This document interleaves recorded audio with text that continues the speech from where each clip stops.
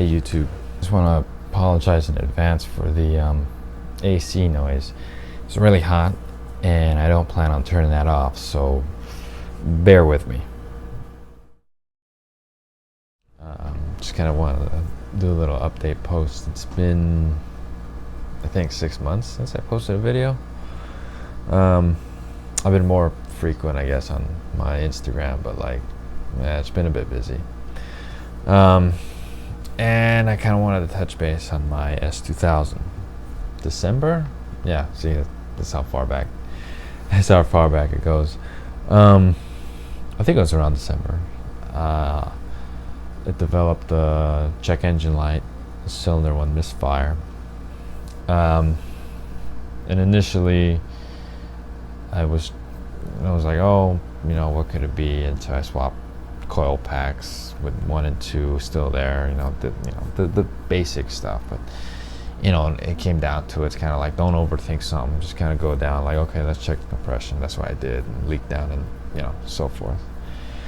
And I had like a small tank at home, and the problem with that is since the tank can't hold a lot of air, it always cycles. So it always comes on, as soon as it drops to a certain PSI on the gauge, it comes on the refill. And so it's loud. And so I can't exactly hear the air coming out of, from, whether it's the intake, exhaust, or, if it's coolant, or dipstick, like all that kind of good stuff. So anyways, came to the conclusion of putting my gloves, latex gloves, on the exhaust intake. I kind of had an idea already that it was either going to be the intake or the exhaust valve, so those were primarily the bigger concern. And so I had the leak down tester on each cylinder, but the first one I did was cylinder 1, which had the issue. Surely enough, air was coming straight out of the exhaust pipes. I did the other cylinders for precaution, and it was pretty much just that first one. And then after that, it was a matter of just doing it, but I got kind of lazy, and I had left the car sitting for a while, and it was just in my garage. And so then I kind of made a bit of a list of like, okay, here's the parts I'm going to do, like radiator hoses, upper and lower, thermostat, upgrade to the AP2 intake retainers. Can't quite recall what else. Oh, and the later on I kind of decided it, but Billman's, if anyone's on the forums, they would know, Billman is a very resourceful guy, very well known for his knowledge on these cars.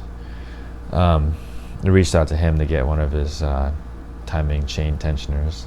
He's got a bit of a list of what he would like to know before sending out a unit. But yeah, in regards to the job itself, the head, removing the head and everything, it's not too bad. It's pretty straightforward.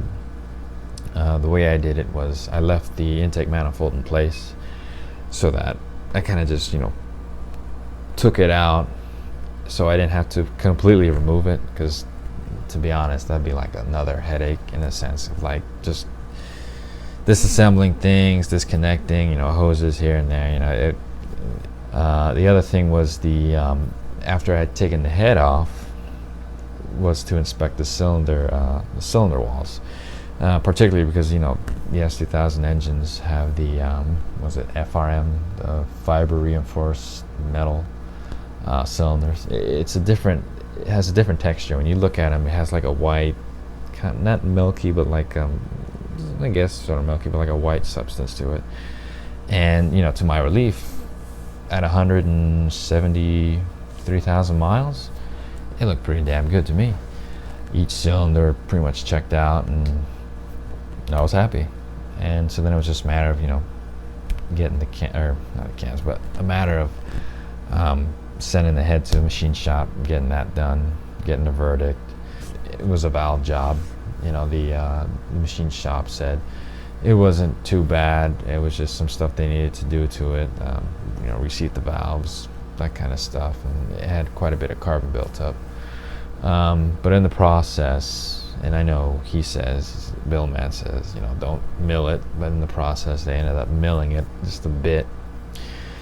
Got it back, put it all together, and I was slacking a little bit on putting it together too, because I got the head back and was sitting there for a little bit, but then I got a chance to put it on the car, and I ended up getting new head bolts, because I figure with so many miles on it, why not just get new ones anyways. There's a certain torque procedure, and then once you have it, each head bolt torqued to that specific number, you then have to torque to degrees, which is straightforward too. There's a way you can do it if you don't have the tool, like if you don't have an expensive electronic torque wrench or that dial gauge tool. There is a way to do it without doing that, without needing those tools. You could make a mark on the head bolt and then see where it is corresponding to, like,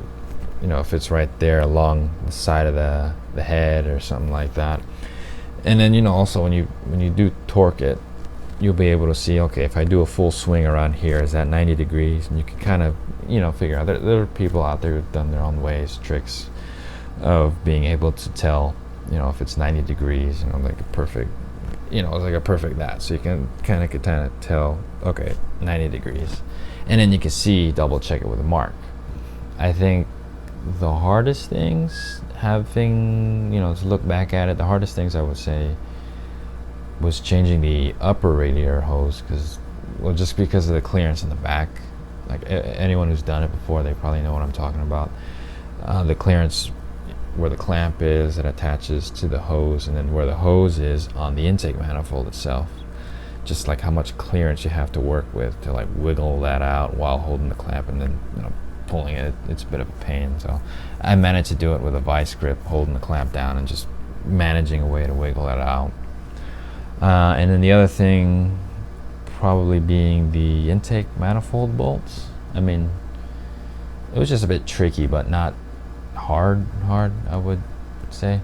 Just a matter of like figuring out which angle or which wrench or ratchet or assortment of extensions, swivel sockets, and ratchet.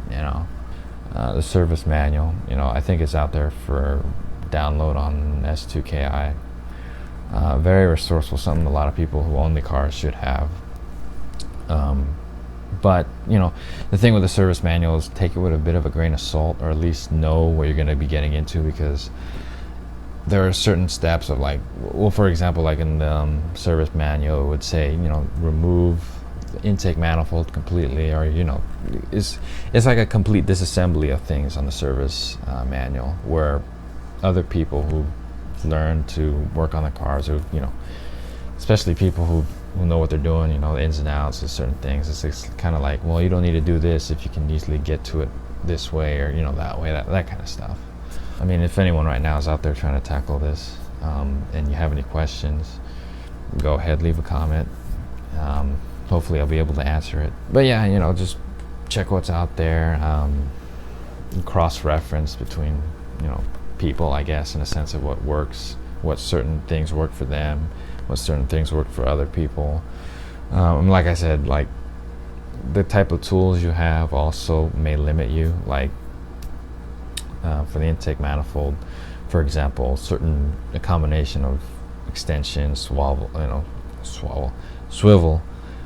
sockets, stuff like that. If it's your first time, kind of familiarize yourself with the steps and stuff like that. I still remember putting it back together and hopping into the car and driving it for the first time in a while, because I had been driving an MDX for a few months, and I got used to the height of the car and the height of the SUV, and just being that much taller, and just how the car drives, SUV drives.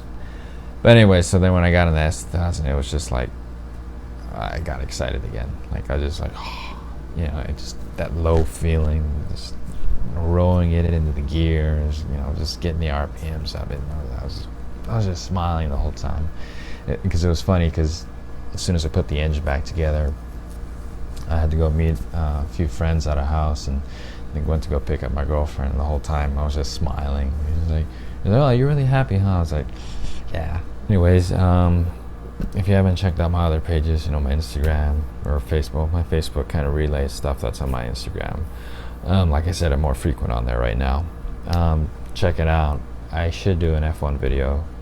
I really should, or at least my opinions on what's going on so far, because I post quite a bit about that on my Instagram, and guess the manufacturer I follow a lot. So yeah. Anyways, check those out if you haven't. Like, subscribe. If you don't, oh, that's fine. Whatever. But anyways, till next time.